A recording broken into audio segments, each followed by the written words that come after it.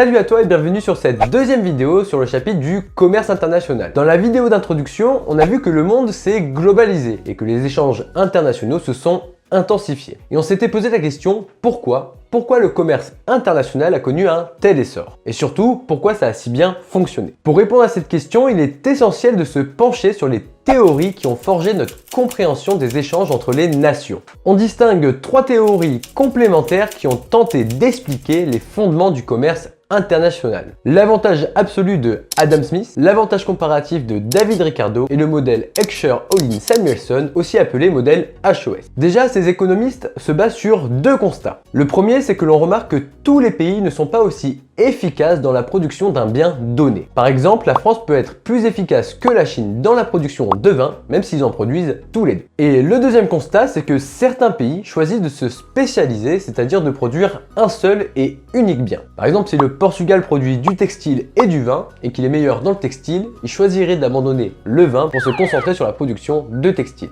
Ainsi, nos trois théories veulent montrer que les différences de productivité pour Smith et Ricardo, ou de ressources disponibles entre les pays pour le modèle HOS, les conduisent à se spécialisés dans la production pour laquelle ils sont les plus efficaces. Et le plus beau, c'est que tout le monde serait gagnant, car la production mondiale augmenterait. Bon, assez discuté et analysons chaque théorie d'un peu plus près, en commençant par celle de Adam Smith, même si elle n'est pas au programme. Adam Smith, économiste classique, est le premier à avoir montré les bienfaits du commerce international à partir de sa théorie de l'avantage absolu. Cette idée a été introduite en 1776 dans son œuvre emblématique Recherche sur la nature et les causes de la richesse des nations. Selon Smith, tous les pays ont intérêt à se spécialiser dans la production dans laquelle ils ont un avantage absolu, c'est-à-dire dans celle où la quantité de travail nécessaire pour réaliser une unité du bien en question est la plus faible. Ça a l'air compliqué tout ça, donc prenons un exemple pour que ce soit plus simple. Imagine qu'au début on a deux pays, disons l'Italie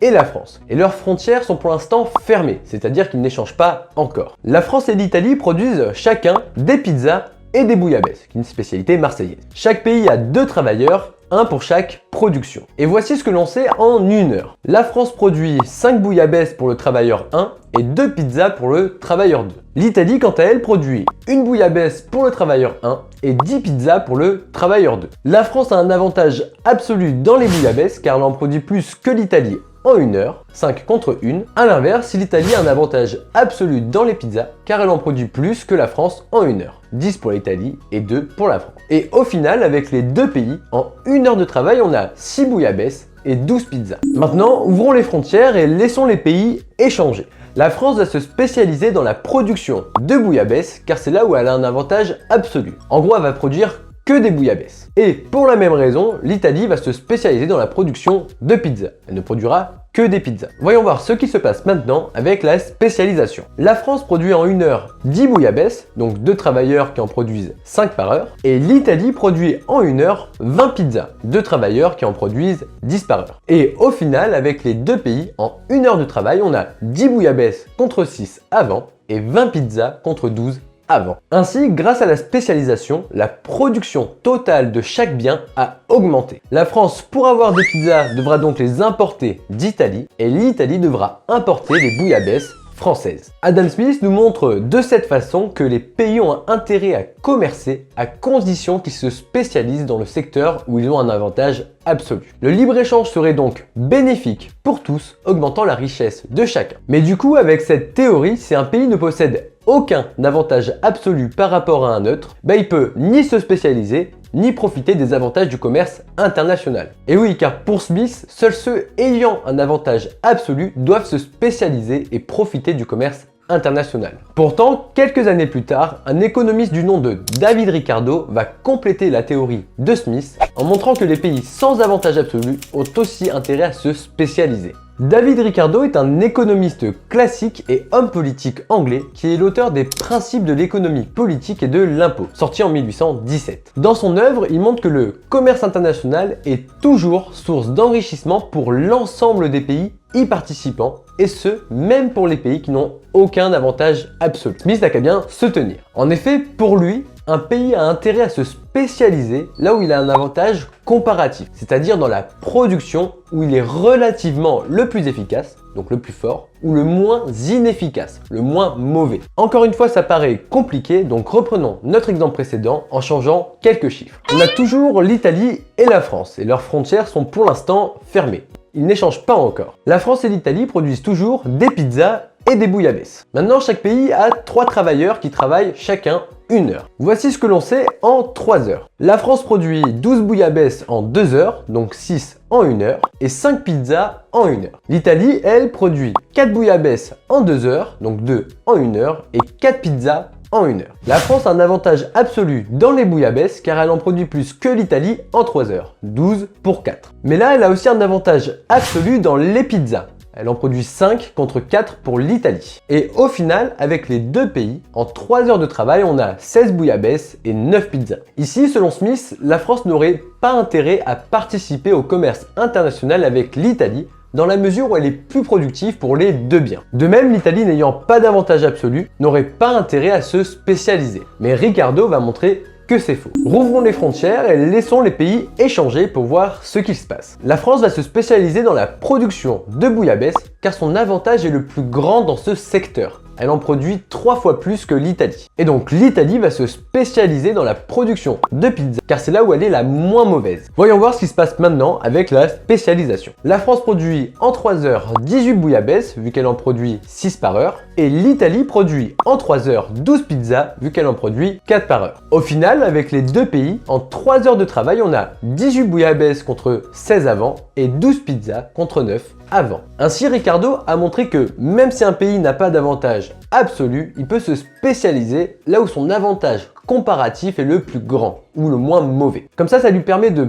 participer et de profiter des avantages du commerce international. Bien que la théorie des avantages comparatifs ait élargi la compréhension du commerce international, elle repose néanmoins sur des hypothèses simplifiées telles que la considération de seulement 2 pays et de 2 produits. De plus, tout comme la théorie d'Adam Smith, elle ne fournit pas d'explication sur la manière dont les avantages comparatifs peuvent apparaître ou disparaître au fil du temps. Un autre point à considérer est que la théorie de l'avantage comparatif et de l'avantage absolu se concentre exclusivement sur le facteur travail, négligeant ainsi le facteur capital, donc les machines et les matières premières. Un oubli qui est quand même important lorsqu'on sait que le capital joue un rôle crucial dans la production. Et c'est en réponse à ces limites qu'un nouveau modèle voit le jour, le modèle néoclassique HOS. Le modèle Heckscher Ohlin Samuelson, HOS, a été développé dans les années 1920 et 1940 par Elie Heckscher, Bertil Ohlin et Paul Samuelson.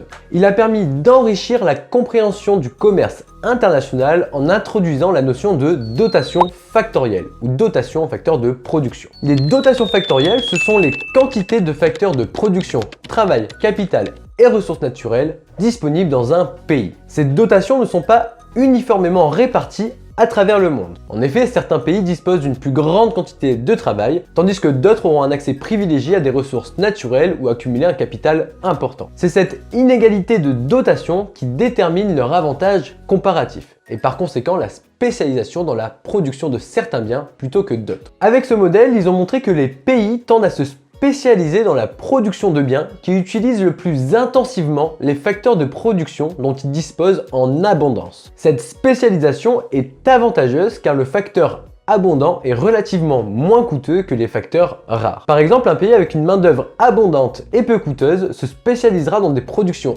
intensives en travail telles que le textile, tandis qu'un pays riche en capital se tournera vers des productions intensives en capital, comme la fabrication de machines. Cette logique explique pourquoi le Canada, qui est doté de vastes forêts, 9% de la superficie mondiale quand même, excelle dans la production de produits forestiers, tandis que la France, avec son capital technologique et humain, se distingue dans des secteurs tels que l'aéronautique. De même, l'abondance de travailleurs peu qualifiés au Bangladesh lui confère un avantage comparatif dans la production de textiles bas de gamme. Toutefois, cette explication basée uniquement sur les dotations factorielles a été remise en question par le paradoxe de Leontiev. En analysant le commerce extérieur américain, Leontiev a constaté que, contrairement aux prédictions du modèle HOS, les États-Unis, considérés comme abondants en capital, importaient des biens intensifs en capital, tandis que leur exportation était plus riche en facteurs travail que leur importation. Pour résoudre ce paradoxe, il faut introduire le concept de dotation technologique. La dotation technologique d'un pays représente le niveau de technologie de production dont il dispose. À savoir que ce niveau n'est pas le fruit du hasard. Il est le résultat des efforts conjoints des pouvoirs publics et des entreprises, notamment à travers les investissements en recherche et développement, la formation des salariés et l'amélioration du capital humain. Ces efforts contribuent à augmenter la productivité des nations,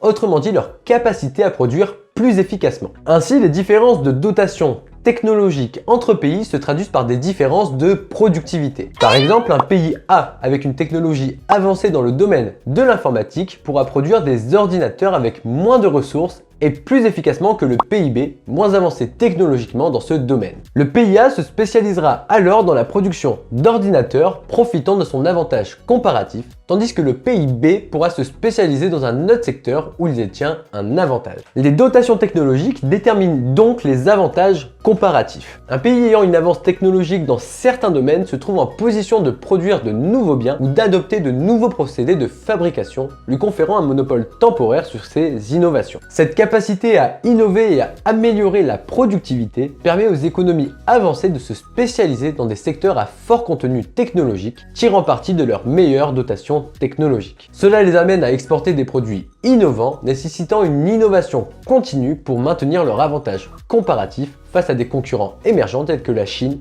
et l'Inde. Ainsi, les dotations factorielles et technologiques jouent un rôle crucial dans la détermination des avantages comparatifs et par extension dans la spécialisation internationale des pays. Les dotations factorielles, en orientant les pays vers la production où ils sont le plus compétitifs, expliquent une partie du commerce international. D'autre part, les dotations technologiques, en créant des écarts de productivité entre les nations, permettent aux pays d'innover et de se spécialiser dans des productions à haute valeur ajoutée. Ensemble, ces deux types de dotations expliquent d'où viennent les avantages comparatifs et donc pourquoi les pays se spécialisent dans certaines productions plutôt que d'autres. On voit alors à travers ces trois théories que la spécialisation est au fondement du commerce international puisqu'elle repose sur la complémentarité entre les pays. Elle explique donc comment et pourquoi des pays échangent des produits différents. On échange du travail contre de la technologie, des bouillabaisse contre des pizzas. Ce type d'échange est appelé commerce interbranche, entre branches différentes. Le truc, c'est qu'on observe que la majeure partie des échanges de biens se font entre économies développées, comparables et concernent des biens quasiment identiques. La spécialisation selon les avantages comparatifs n'explique donc pas à elle seule le commerce